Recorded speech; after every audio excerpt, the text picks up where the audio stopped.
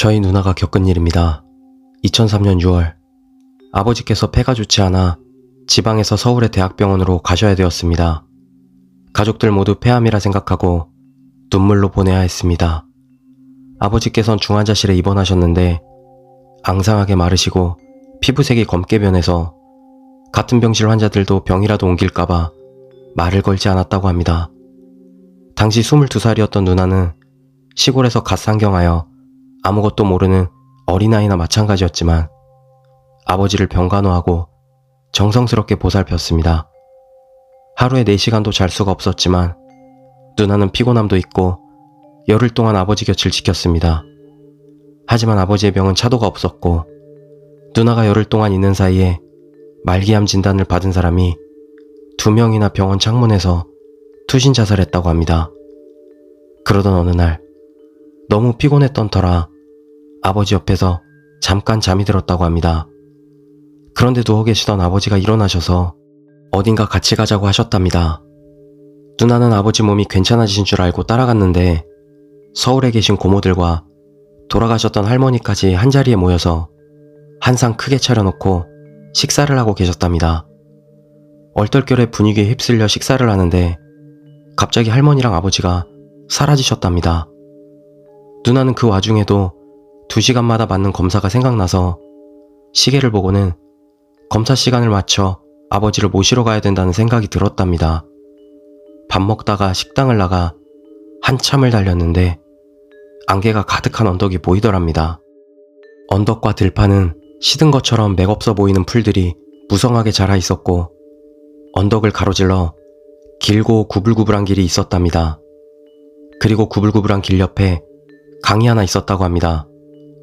누나는 언덕 위에서 아버지를 찾으려고 내려다보는데 그 구불구불하고 끝이 보이지 않는 길에 띄엄띄엄 한 사람씩 어딘가를 향해 천천히 걸어가는 게 보였답니다.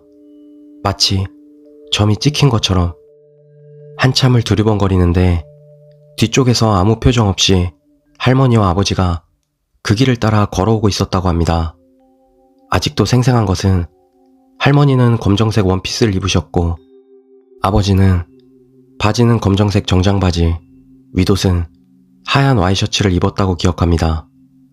누나는 급히 뛰어가서 아버지께 검사하러 가야 된다고 했고 아버지께선 검사를 받으러 갈 테니 할머니를 대신 모셔다 드리라 하셨답니다. 그렇게 아버지는 검사 받으시러 어디론가 가시고 누나는 할머니 뒤를 따라 그 길을 계속 걸었답니다. 한참을 걷다 문득 시계를 보고 아버지께 가야 될 것 같아 할머니를 부르려는데 뒷모습이 친할머니가 아니었답니다. 왠지 낯설지 않은 모습이었지만 누군지 몰라서 할머니를 향해 지금은 너무 늦어서 모셔다 드리기 어려우니 다음에 데려다 드리겠다고 하고는 도망쳤다고 합니다. 누나가 꿈속에서 시계를 확인한 시각은 저녁 9시였고 언덕길로 인해 시골길이라 착각했는지 버스 시간이 늦어 지금은 갈 수가 없다고 말했습니다. 시골은 버스가 도시와는 다르게 저녁 9시가 되면 막차라고 생각하시면 됩니다. 이윽고 누나는 잠에서 깨어나 눈을 떴습니다. 시계를 보니 오후 4시 30분 정도 잠들었다고 합니다. 그런데 누나가 꿈을 꾸었던 날 아버지는 차도가 안 생겨 투약하는 약을 바꾸기로 결정하고 바꾸었던 날이었답니다. 그리고 놀랍게도 아버지는 폐암이 아닌 폐염증으로 판명되고 손바닥만한 폐에서 종기 9개가 나왔고 고름을 뽑아내니 사이다병으로 2병이나 나왔다고 합니다. 그리고 다행히도 일주일 만에 퇴원하셨습니다. 한 달 후쯤 누나는 건강을 회복하신 아버지와 읍에 갔다 오는 길이었습니다. 평소로 다르게 산을 넘어서 오는데 묘하게 낯익은 것이 한 달 전 병원에서 꾼 꿈에 나왔던 언덕이었던 것입니다. 꿈에서 본 구불구불한 길은 해남 미왕사에서 땅끝 방향으로 가는 길이며 그 길 끝에는 조상을 모시는 선산이었습니다. 그리고 꿈에서 본 길 옆 강은 저수지였는데 해원저수지라고 저수지 중앙에 섬이 하나 있는 특이한 저수지입니다. 그리고 그날 밤 누나가 피곤해서 바로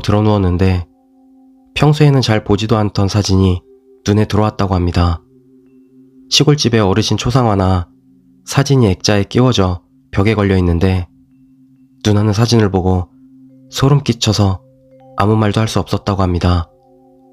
그 사진은 증조 할머니 사진이었는데 꿈에서 할머니인 줄 알고 따라갔다가 본 그 할머니가 바로 증조 할머니였던 것입니다. 저희 아버지를 데리러 와서 손잡고 함께 선산으로 가는 걸 누나가 말린 것입니다. 오래전 이야기지만 부모님 일손도우러 그곳을 지날 때면 아직도 소름이 끼칩니다. 두 번째 이야기, 지하철 테러. 그날따라 지하철엔 사람으로 붐볐다. 이러다가 수업에 늦겠는걸? 대학생 A는 조마조마한 마음으로 지하철을 기다리고 있었다. 지하철이 빨리 안 오나 주위를 둘러보던 A는 한 중년 남자가 무거운 가방을 들고 사람들 틈바구니에서 헤매는 모습을 보았다. 실례가 안 된다면 제가 도와드리겠습니다. A는 남자 대신 무거운 가방을 들어주고 길도 헤쳐나가 주었다. 정말 감사합니다. 이러지 않으셔도 됐는데. 아니에요. 그저 전 할 일을 한 것뿐인데요, 뭘. A는 남자에게 작별을 구하고 다시 지하철을 타러 가려고 했다. 그 순간 중년 남자가 A에게 말했다. 저 학생에게만 특별히 말해주는 건데요. 내일 8시엔 지하철을 타지 않는 게 좋아요. 꺼림칙했지만 A는 대충 알았다고 한 뒤 지하철을 타고 학교에 갔다. 다음날 어김없이 지하철을 타러 가려고 했던 A는 어제 그 남자 말이 생각났다. 그냥 무시하기엔 뭔가 꺼림칙했던 A는 버스를 타고 학교로 등교했다. 수업을 마치고 집에 돌아와 TV를 켜보니 뉴스 속보가 방송 중이었다. 그리고 A는 온몸에 소름이 돋았다. 자기가 타려던 그 시간 지하철에 어떤 사이비 종교 광신도가 독극물을 뿌려 많은 사람이 죽었다는 뉴스였다. 이 사건이 그 유명한 일본 오음진리교 지하철 테러 사건이었다. A가 바쁜 와중에도 그 남자에게 친절을 베풀었던 건 아직은 죽을 운명이 아니었던 것일지도 모른다.